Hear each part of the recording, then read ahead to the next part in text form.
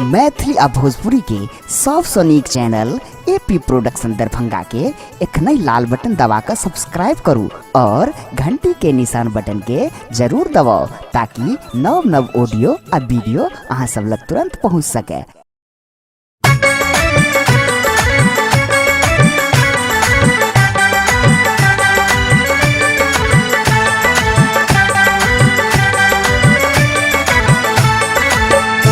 एखन अपने सब सुन रहल छी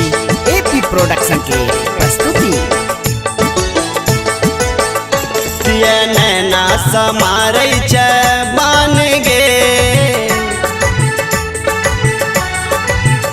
किया नैना समारै छै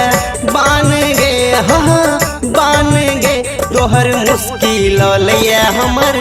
जान गे, तोहर मुश्किल लिया हमर जान गे।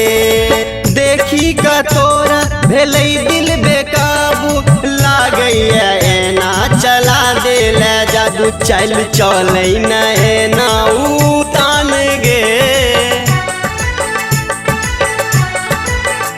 चल चलै न एना उतान गे, हाँ उतान गे तोहर मुश्किल लिया हमर जान गे, तोहर मुश्किल लिया हमर जान गे।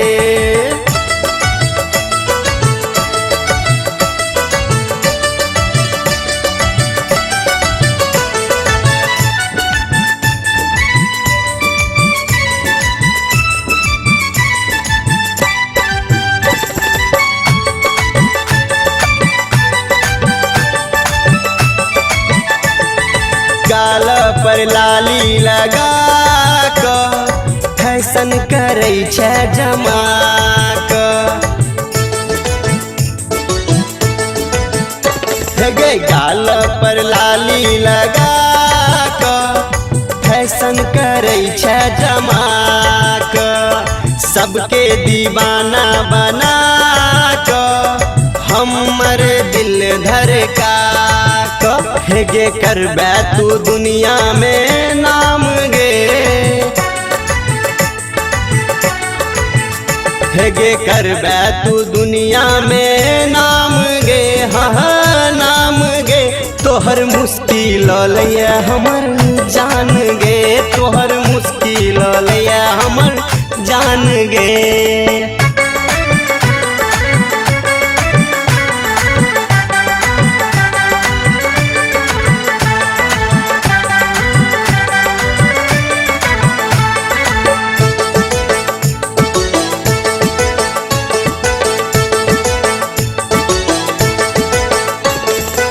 हाई हील सैंडल तू पहिरै छै,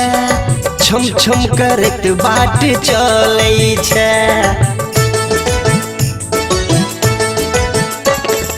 हाई हील सैंडल तू पहिरै छै,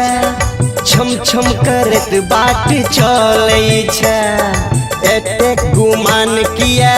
करै छै, किछ बाजी तऽ हमरा सँ लड़ै छै, फुलेश्वर के बुझै ने आन गे, गे फुलेश्वर के बुझै न आन गे, आन गे तोहर मुश्किल लिया हमर जान गे, तोहर मुश्किल लिया हमर जान गे। किया नैना समारै छै बान गे, किया नैना समारै छै बान गे, हाँ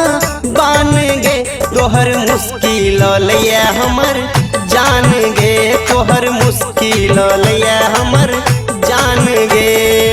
देखी का तोरा भेलै दिल बेकाबू लागैया एना चला देला जादू चल चलै न एना उतान गे, चल चलै न एना उतान गे, हाँ उतान गे तोहर मुश्किल लिया